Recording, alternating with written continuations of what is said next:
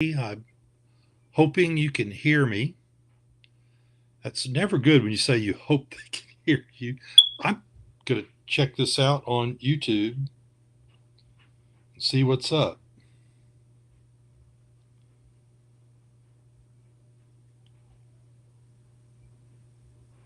Well,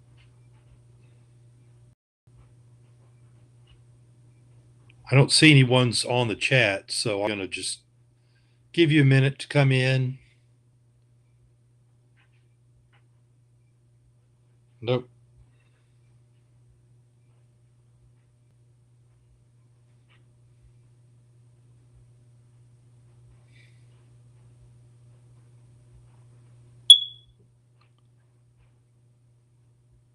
Live. Yeah, here I am. Live.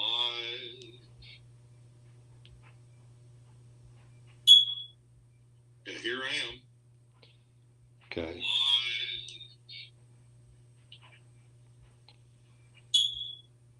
Yeah, here I am. Okay.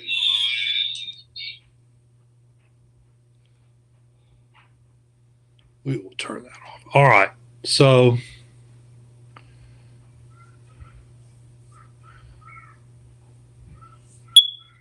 while we wait to see if anybody else shows up,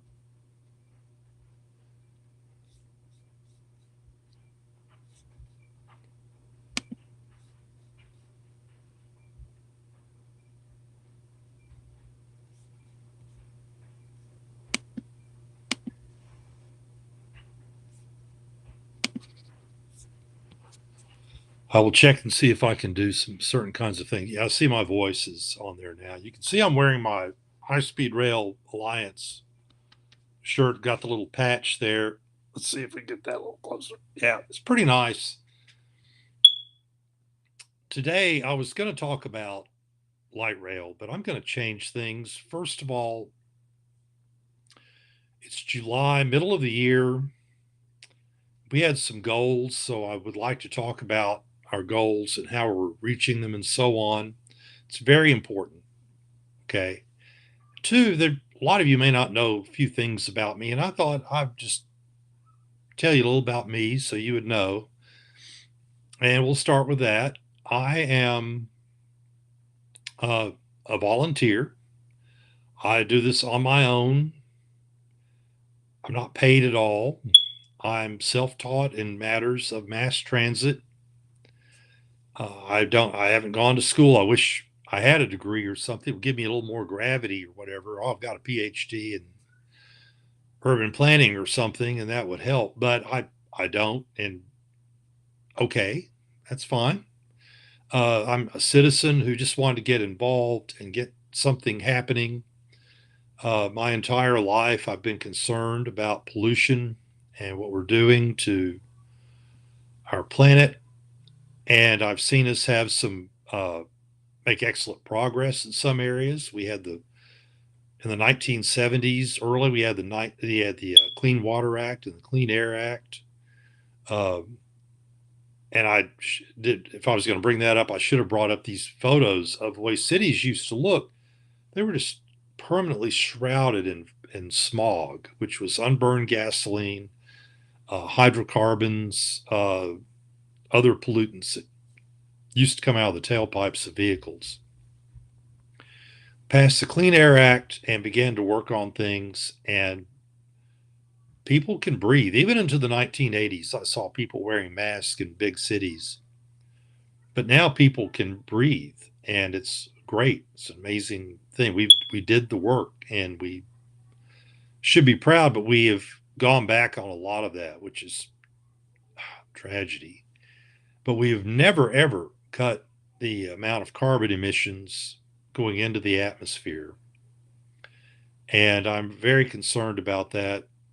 Um, so I wanted to get involved, and like a lot of people, I grew up with certain things. I thought, well, highways and cars are the cheapest way to go. There's been a kind of a competition between cars and highways and trains and railroads and buses, and the cars won. but that's not it. Those are policy decisions, essentially, principally beginning with the Eisenhower administration in the 1950s.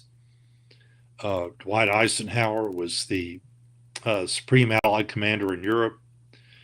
Once the Allies got into Germany, they were able to really use the German Autobahn, which is the German freeway. It's a German invention.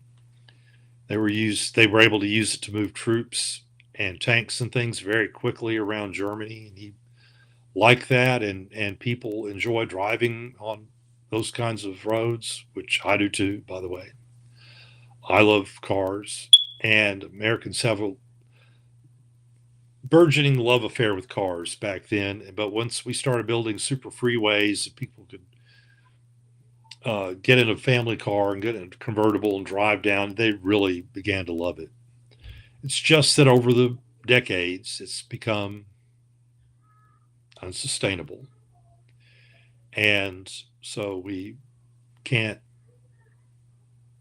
keep this up, actually. That's just my conclusion as I've gotten older and now that I've begun studying this. So I've been really surprised about the cost of railroads and things now, and we'll get into that. So I'm kind of a do-gooder. I wanted to find a way to help find something that I could, bring to my community and say, here, we need to do this. So that's what I'm doing here. Unfortunately, I've always been kind of a do-gooder, and I've had low-paying jobs, which I'm not complaining about. It's just reality. I worked for a number of years when I was younger, and finally got through university, had a master's degree in counseling psychology, and I went to work in community mental health. And through the study of psychology and then putting some things into practice, I learned a lot about training people and identifying problematic thought patterns and things like that. Which, if you have those, it doesn't mean you're mentally ill or beyond hope or anything like that. It just means you have, maybe some attitudes, the way you think about some things, your perception, which can change, and they're all malleable. You can unlearn what you have learned, or as Yoda said, unlearn what you have learned, and learn new things. So that's what we're doing here. That's a big part of what we're doing at NWA Go, is we're going to learn some new things. And also I learned a lot about how to train people.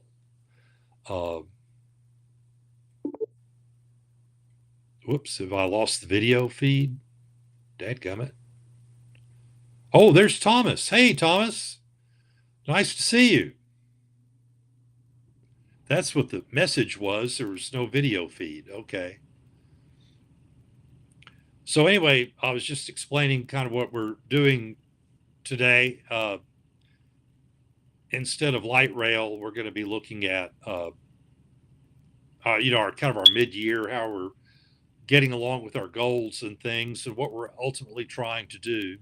And I was talking a little bit about my background. So if I was in community mental health, and if any of you have ever worked in community mental health, or you've had to go there for services, which is no shame for that, or if you've gone there to support or try to help, advocate for a friend or a family member, you know what a dumpster fire it is. And I beat my head against the wall for years.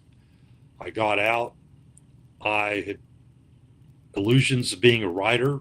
So the people that make money are the people that work in film and television. So I taught myself how to write screenplays. And once again, you learn about communication, you learn about messaging. And those are some of those lessons I am bringing here. So with a screenplay, you're not writing it for the general public to read, but everybody involved in a TV show or film production looks at that for guidance. The production designers, the director, the actor, certainly, hair and makeup, costume design, everybody looks at that to see what we're doing. And I learned a lot about communication. I got to stand up in front of some producers, and I asked them. Uh, well, I mean, I didn't ask, but they asked me to make a presentation. I had 3 minutes. I thought that's too low. That's not enough time. I could be up here for an hour talking about my film. Well, you get up there, you start to present your idea, and if after about 15 seconds they start looking at their watch, and 3 minutes turns into an eternity. So you need to be quick and get the message out, which is another thing I learned. So after I did that, and I actually got a couple of books published that I'd written, and I had a couple of films made. They were micro budget, didn't make any money on them, but really enjoyed the process. And one of them actually is pretty well received, but there's a lot of stuff you have to do when you make a film. And the producers didn't do them, so they're not able to really sell it. It would be too much of a hassle, even though it was a pretty good movie, and you might have actually seen it somewhere if they had done everything they should have, but they were new. And I tried to tell them, get everybody to sign a contract. If you don't have that, you're never going to sell it to a distributor. But anyway, so once again, I learned quite a bit from that. I moved on and got into mass transit as a driver. I don't have experience as a manager or a planner or anything, but I have driven buses. I've also driven what's called paratransit, which is kind of what I'm doing now. And it's bus companies have special vans for people who can't use the bus, but who are otherwise able to operate independently. So you could go drop someone off so they could do shopping, and then you go back and pick them up later.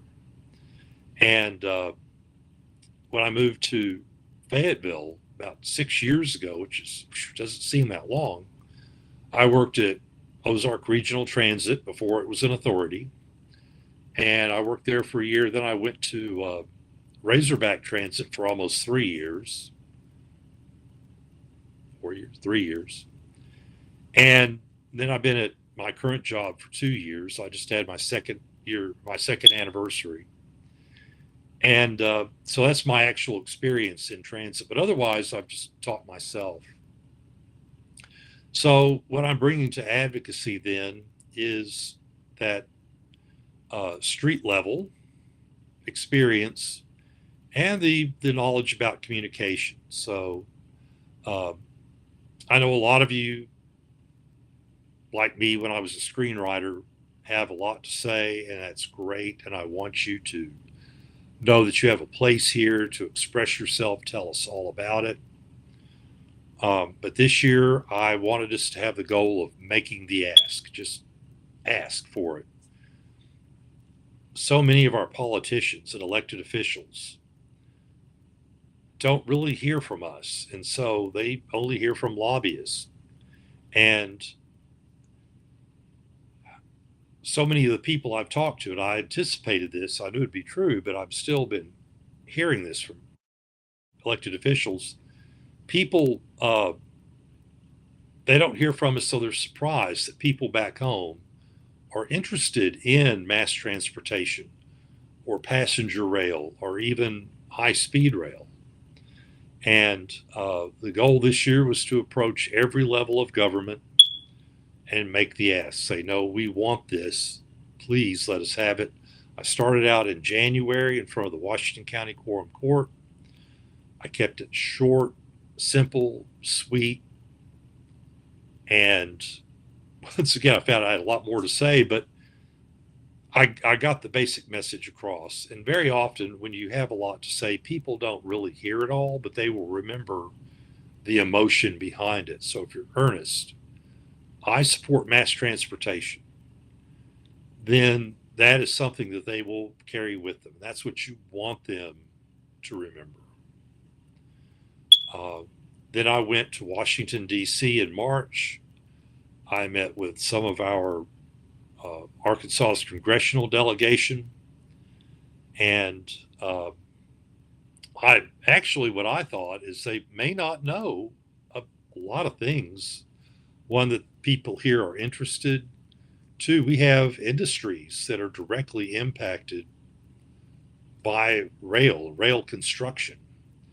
We have Arkansas Steel, which makes the little tie downs that hold the tracks onto the cross ties. Very important. You want those on there. They make them, and if there's a lot of money which was approved initially to go into refurbishing and rebuilding and building new railroads, they will put a lot of people to work, and people are making good wages doing that. We have some other steel companies in Arkansas, at least two, that are connected, that are owned or somehow managed by Japanese steel makers. These Japanese steel makers work on the Shinkansen, the bullet train in Japan. So if we were to go to them and say, you make steel beams, we need them for this high-speed rail project, they know exactly what to do. Folks, the knowledge is here. The people who can do the work are here in Arkansas. Plus, we have two new U.S. steel plants that are going in at Osceola. And together, they're going to employ about 1,600 people. And incredibly, Arkansas is about to become a large supplier of raw virgin steel, which you need for big railroad projects. We got it going on here. Where all these industries are located is Arkansas Congressional District 1. Ricky Crawford not only voted against all of the infrastructure laws, the Build Back Better and bipartisan infrastructure bill, he actively tries to shut down passenger rail, even though Arkansas people in his district would benefit so much financially. Do you not know? Well, actually, yeah, they do. The staff there knows. And I'll bet you Ricky Crawford knows and just doesn't care. But the first thing we do is let him know, well, we know also. We know and we care, and this is what people back home want. And I also went to Steve Womack's office, and nobody in the Arkansas congressional delegation voted for any of the infrastructure laws, the Inflation Reduction Act, the CHIPS Act, which would bring chip manufacturing back to the United States. These are microchips used in computers and phones, all kinds of things. So none of them voted for it. And what I heard from the staff in both cases, wow, people back home care about this. Yes, we do. Another thing I learned in messaging is that if you really want to keep people's attention, and a lot of what we do here, we're talking very rationally and reasonably, but you don't want to do that. You want to grab people's emotions. In movies, you want to grab their emotions. This Oppenheimer's opening this weekend, it's about the man who helped create the atomic bomb, and he literally changed the world. There's a scene in the film with he and Niels Bohr, and they're talking, and Niels Bohr said, after you do this, the world is going to be different. And it was. Growing up in the 60s and 70s, and the threat of nuclear annihilation over us was a heavy-duty thing, man. I'm telling you. So what happens with a lot of political messaging is that we are taught to fear. It's about the politics of fear. This is what's going on. There's this horrible thing, and it's coming to get you. And, there's so many things I could mention, but we're not going to waste time. But one thing, though, I do want to identify, and one thing, if we could be therapists to you, is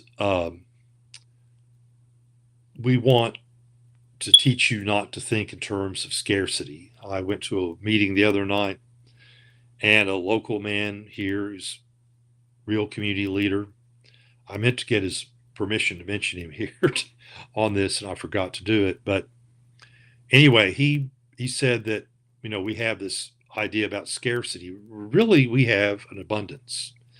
For instance, if you look up the United States of America in terms of, the facts and figures and things, we have in terms of wealth, uh, last I heard was around $50 trillion. It could be a little lower, but we're in the ballpark. A lot of money. We have, and a few years ago, I remember all these politicians and pundits were standing around with their pockets inside out and saying, "Oh, America's broke and we're going to have to shut down all your social programs." And that is such baloney. When you mention rail to people out in the community, "Oh my gosh, that's got to be a lot of money." Well, I got some news for you. Every government building that you can name, state, local, federal level, it may not look like it, but actually the windows are open and you have little dollar bills with wings on them just flying right out. They are spending a stinking lot of money, most of it for things that the people who follow us here on NWA Go don't care about and probably don't want the money spent for that. So, we've got to get out of the scarcity mindset that we can't ask for light rail in Fayetteville because, oh, the money, and oh my gosh, we're going to, I'll get into another, what's coming up this year. Um, but, we're going to ask for high speed rail between here and Lowell. Oh, that's so much money. Well, you know how much we're spending on highways? It is ridiculous. 1.2 billion a year in a state with 3 million people where the average worker makes a little over $27,000 a year.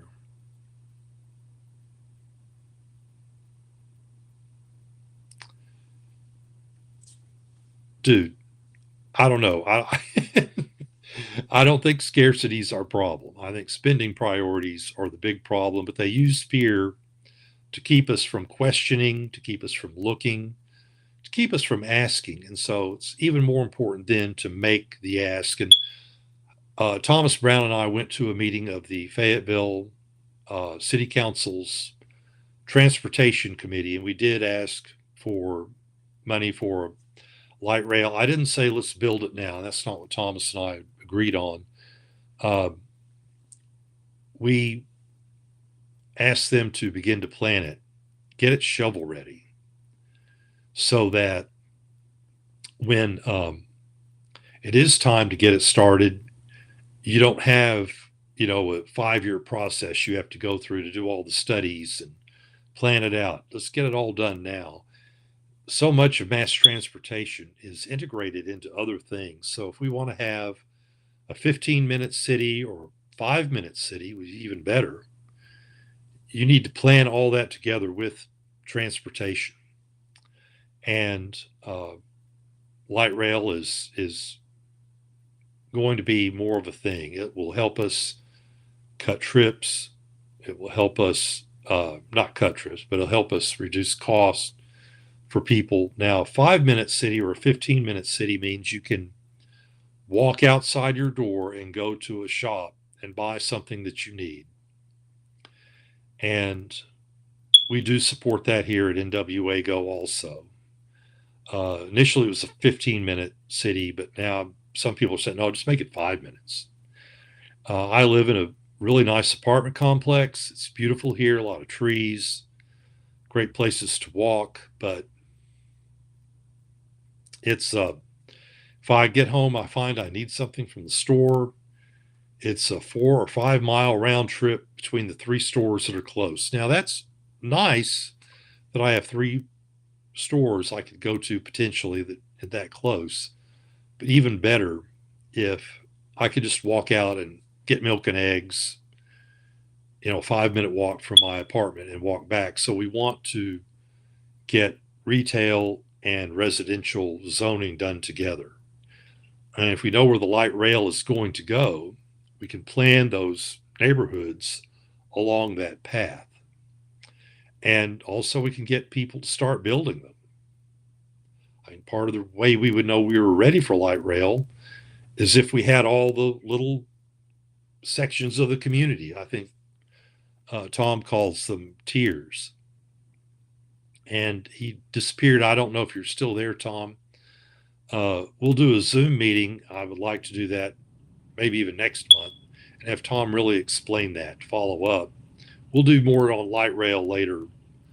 Uh, but anyway, so what we have left then, I've done the local and federal.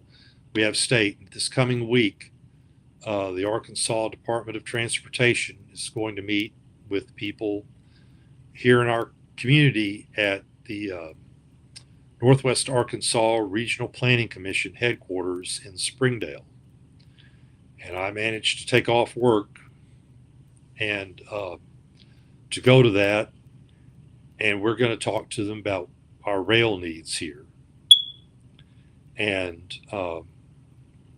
we really want to push for that. Later this year, later in September, we're having to work around my job, but we'll go to the state capitol.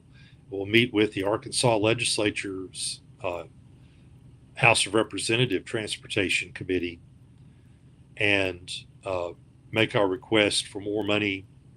Well, there are several things. One, we want more money for transit out of that 1.2 billion we spend on highways, mostly, some on bridges and some other things, but mostly it goes to highways. We want more money for mass transit. And we're not talking, half or anything ridiculous. Let's get 10%. Thanks to the bipartisan infrastructure bill and kind of we're going to have Build Back Better was going to be much better, but they had to cut it way back. Inflation Reduction Act and some other things. There's actually a lot of money, matching money. So if the state will come up with money for rail, passenger rail, and mass transit, like buses primarily, and bike paths, there's a lot of matching federal money that actually is a better percentage than highways. Highways is around 55%, and some of these other projects we could get money for is 70%. So we're really bringing more federal money in doing them, and creating, once again, lots of good paying jobs. If you're going to build a railroad, you need more skilled labor than you do on a highway. So, in skilled labor on a good big construction job like that makes between $60,000 and $100,000 a year.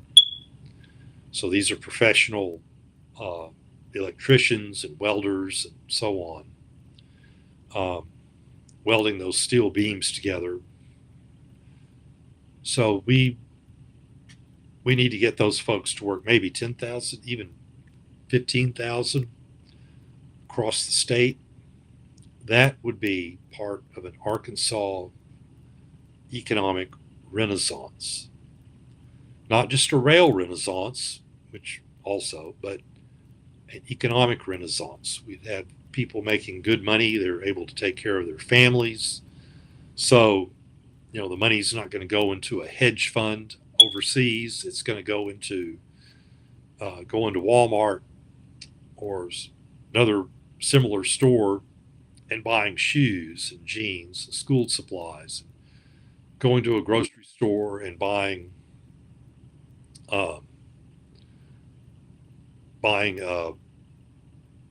food and necessary things for the family.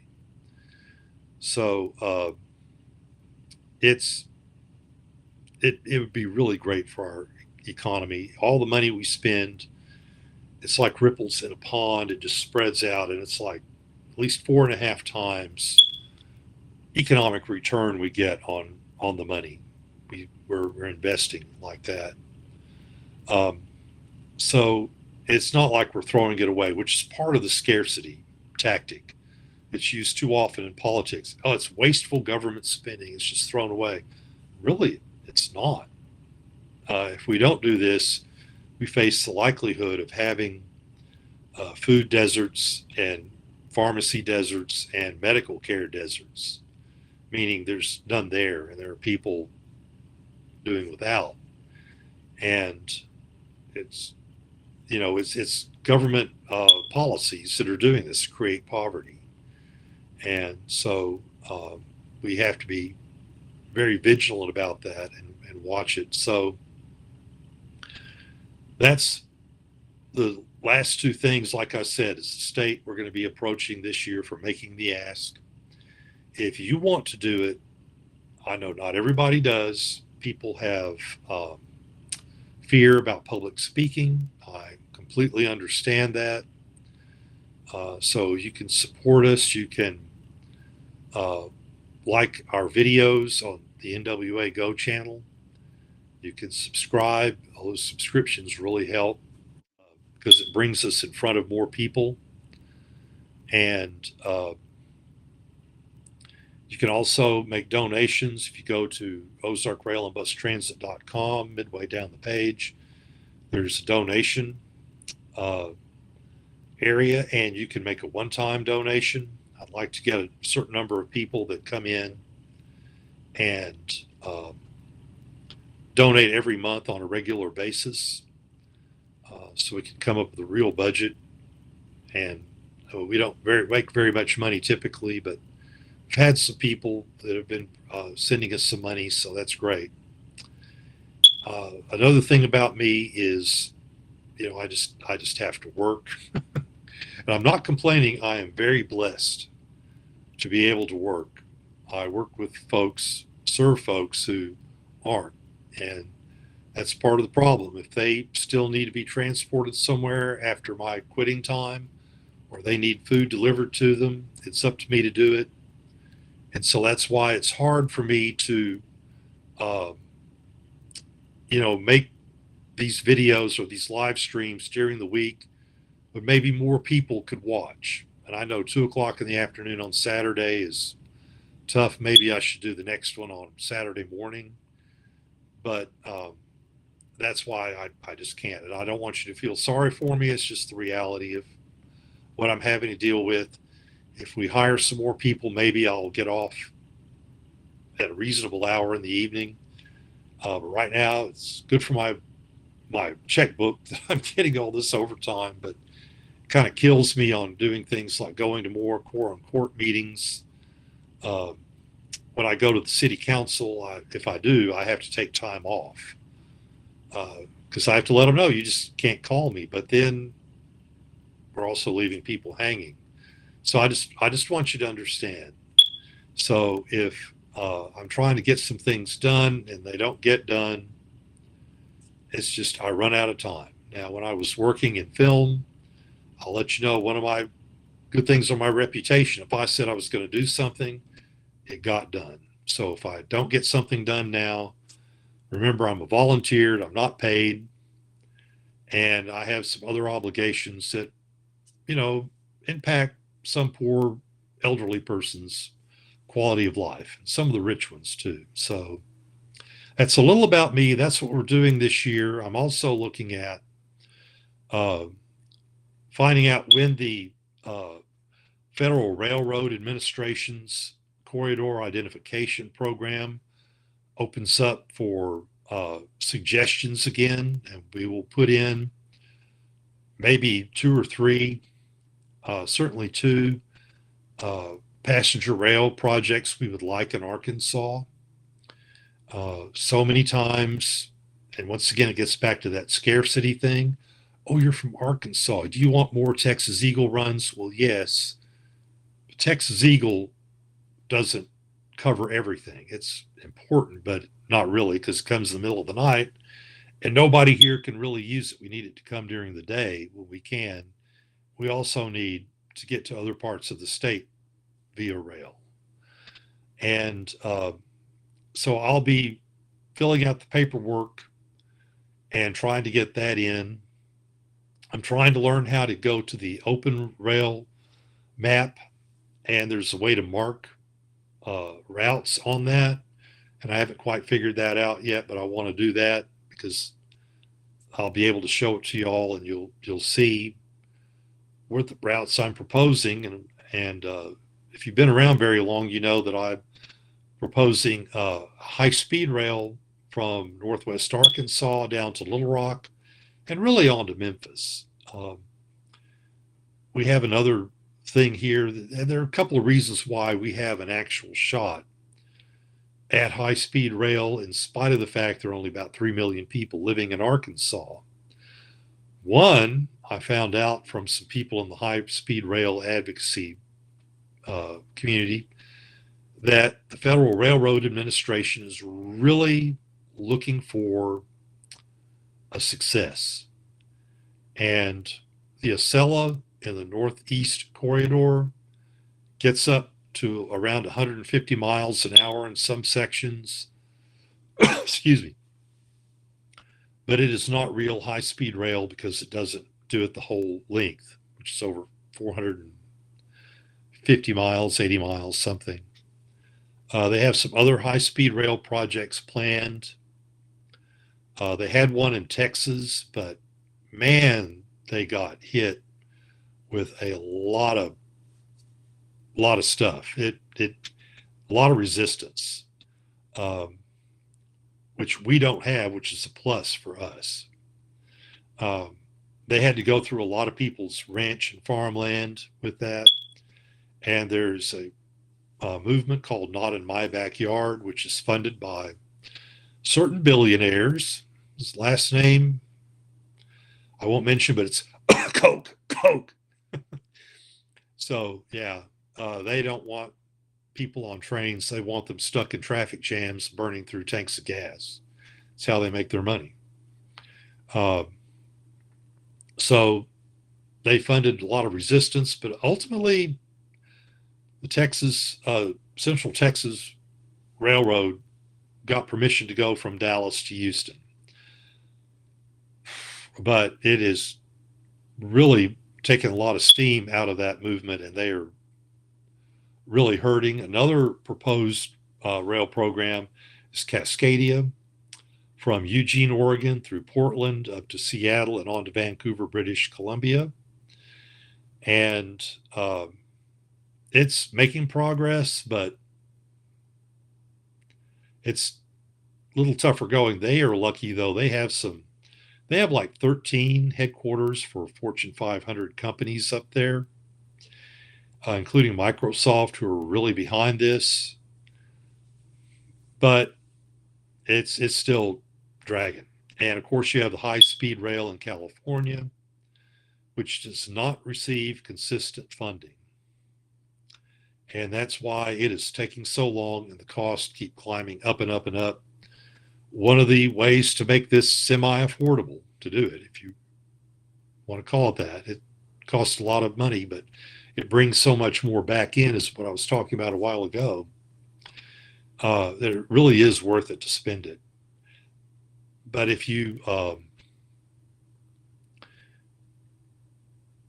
if you don't do this on a consistent basis, then it delays and everything. But, that's not the only transportation project that is over budget and behind schedule by over a decade. How about I-49? I don't know that that's finished, and we don't know if it ever will be, and they're already having to expand lanes. And another one that's coming through Arkansas is I-69, running from, as I understand it, from the Great Lakes down to the Gulf Coast.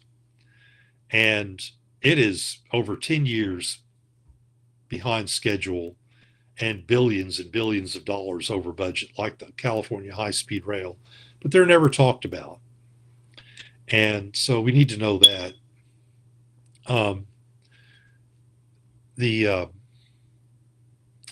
Let's see, there was one more I was going to mention, but Brightline is going to build a high-speed rail from Las Vegas to Los Angeles. And that might be the one that gets actually built and we get to see it. But the Federal Railroad Administration would really like to see a win or a successful completion of a project. Arkansas has a lot of empty space, so the Not in My Backyard movement might have one, but it won't be as strong as it is in Texas or even in California, where they also have it. Not everybody in California is all of one mind. There are people there that are very opposed to any kind of train travel too, even though California's really exponentially increased train travel, and they have some in Texas too. Around Dallas, you have a lot of rail projects that are really interesting. So uh, we have 3 Fortune 500 companies here. We have several other Fortune 500 companies that have significant headquarters presence. Clorox and Procter and Gamble and some others. Uh, so we have some of that. And as Thomas, he's back. Hi, Thomas. As Thomas has pointed out, 70% of Arkansas's meager population lives between Northwest Arkansas and Little Rock. It kind of makes slope there. Also, Walmart.com has a fulfillment center here, and Amazon.com has a fulfillment center, excuse me, on the Arkansas River. So we could actually run a special train if we had high-speed rail. We'd have one train for passengers that comes through, and then maybe in the next hour period of time, an hour or 30 minutes, you'd have another one that goes to the fulfillment centers, picks up all the packages that are ready to be sent out, go to the Memphis airport, and unload them there in a terminal for FedEx and UPS, whose hub is the Memphis International Airport, and they would unload it there and then take it out. Their goal is to get this stuff out in a day. You order it today, we'll deliver it tomorrow. So having it on a high-speed train that could get it there in a couple of hours to the airport would be a big boon. And we might find some industrial support here too. So those are some positives. The negatives are, of course, the eye-watering cost that would take to put all that together. And, then people in Arkansas aren't really used to thinking in terms of passenger rail. And the ones that are, just think about the Texas Eagle, as I've said. So we have some challenges, but once again, we want to help people learn to change their thinking and learn to think different ways. If we use more rail, we would reduce carbon emissions over cars by 83%, reduce it from aircraft by 75%. I got those figures from Amtrak. So that would be a tremendous boon. Of transportation makes up 1/3 of our carbon emissions in this country, and it bodes well. But then I also know it's an uphill battle, but we're going to propose it anyway. It's about making the ask. We want this, and people get excited about it. So anyway, that's it for today. That's where we are.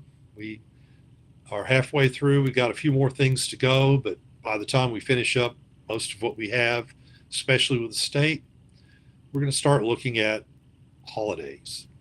And then things slow down and it's harder to get anything done.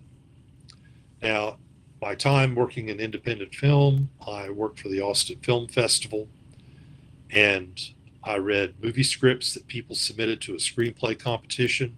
So I was kind of an editor. And not in terms of, grammar or anything like that.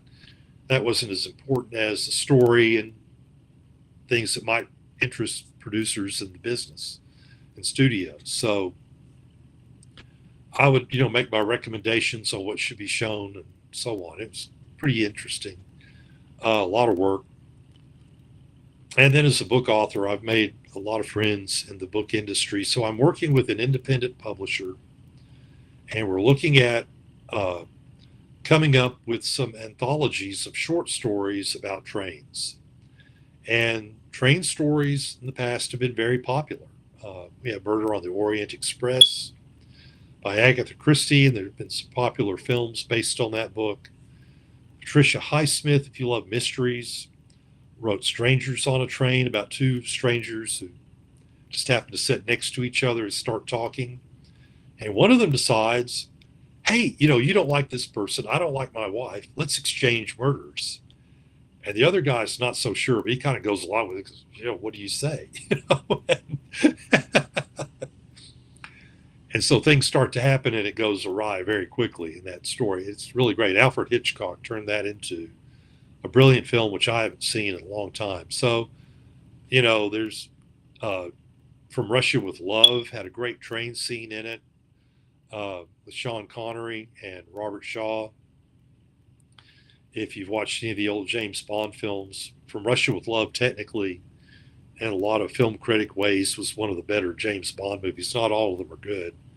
Of course, I love them all anyway, but there are others. So I want to put together some really fun book anthologies about trains, and we'll see what happens. At the very least, we'll get people's attention, we'll get their emotions, and we'll see if we can help advance this a little bit. Everything helps. So if you want to help, like I say, subscribe. You can subscribe to the notifications on our website, www.ozarkrailambustransit.com. And of course, here at NWA Go on the YouTube, like this video, subscribe. It once again, it brings the algorithm that will bring people here and it'll spread the word about us. One thing I haven't seen on a live stream, usually people can go and, QR code, add for donations. NWA Go.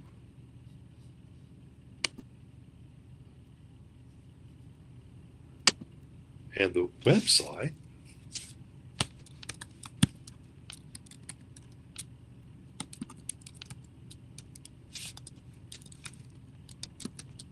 hang on, I'm going to put this in. I keep finding out things about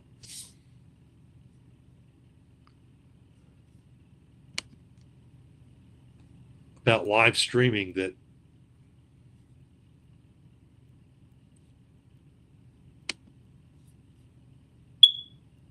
I didn't know. Okay. Add the QR code to donate. I will have to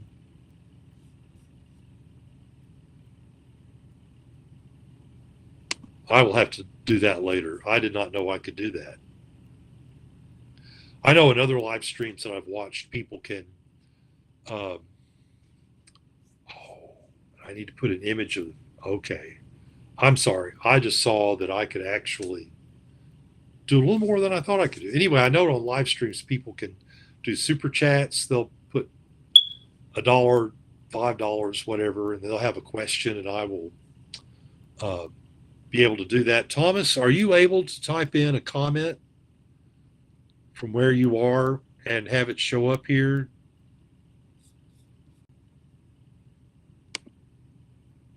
Me? Hey, there he is. Can you hear me? Yeah, I can. Can you hear me? Okay. Yes. I just wanted to remind everyone that on the 27th of this month, it's coming up this week, at the Northwest Arkansas Regional Planning Commission, the state is coming in to have a listening session about their update of the state rail plan. So I know I'm planning to be there to convey some information and needs. I know we've put this out on the Facebook page a couple of times. I think Isaac did the most recent one. I did an earlier version, and it's like at 10 in the morning until noon or something of that nature. If you can find it on our Facebook page. Yes. Hello? Yeah. Yeah, we Yeah. can. I mentioned it while you were off, but you mentioned the date, which I don't think I did. Good. Oh, What time thank does it you. Thank start? you. I've been trying to, I couldn't get my microphone to work. So Well, I had to turn I it was, on for this. It's not like Zoom. It's a different type of platform, but I had to turn yeah, your mic on yeah. here. That was the main thing I wanted to do, was to get that out, that hopefully we'll see some people there at the Northwest Arkansas Regional Planning Commission in Springdale. It's on Clayton Avenue or Lane, I forget, but Yes. Yeah, you can look it up, and it's it's there. I think it's on the announcement. So yeah, and we it's been on the face our Facebook page a couple of times. yeah, I don't know what if you wanted to send it out one more time, but if you want to? hopefully That's we'll, great. yeah. Okie doke. Yeah, if you what time does it start? I believe it's at 10 o'clock. Okay, how long does it go? Till I 2? think it goes for a couple hours. I thought it went till around noon, but Okay. again, the time is on the our Facebook page. Uh, I'll what I'll try and do is resend it. I'm not. I guess I can share it again. Yes, please. Yeah, yeah. I'll share it again. And I'll I do will be that there. I had to pull chicken's teeth at this work, but I'm weekend. able to take the day off. So Yeah. Well, I'm hoping that they'll be there. That the state will be in a listening mode. yeah. Well, That's all I had to that say. goes back. Oh, thank you, Thomas. That goes back to what I had to say. We have to ask. And even if we get some resistance, we still ask. And then we ask again. And I want our members to start to ask to. Earlier this week, I posted a video from Jim Matthews of the Rail Passengers Association. The U.S. House of Representatives severely cut the budget for passenger rail. And we need you to contact all of our Arkansas National Congressional Delegation. Not all of them, but Steve Womack in our area, and then Tom Cotton and John Bozeman, and tell them, we want more money for passenger rail. So please don't cut that. You know, if you live in other parts of Arkansas, go to Who Represents Me, and it will tell you who your congressional representative is. Of course, Bozeman and Cotton represent the whole state, so we're all constituents, in Arkansas. They need to hear from us that we want this fully funded, and if we don't, then all they hear from are lobbyists and the people that give them money to run. And the politics of fear goes two ways. We've seen some politicians afraid of their constituents, and that's why they're saying some kind of unreasonable things right now. But um, the more they hear from us, the more concerned they get about, maybe I shouldn't vote against this. Maybe I need to start voting for it. So, Thomas, if that's it, I'm going to close up. But thank you for popping in, and we'll see you later, bud. Yeah, I'll see you Bye. Thursday for sure. Bye. Yes, sir. So, anyway, that's it. Thanks everyone who listened or will watch this later. And I am going to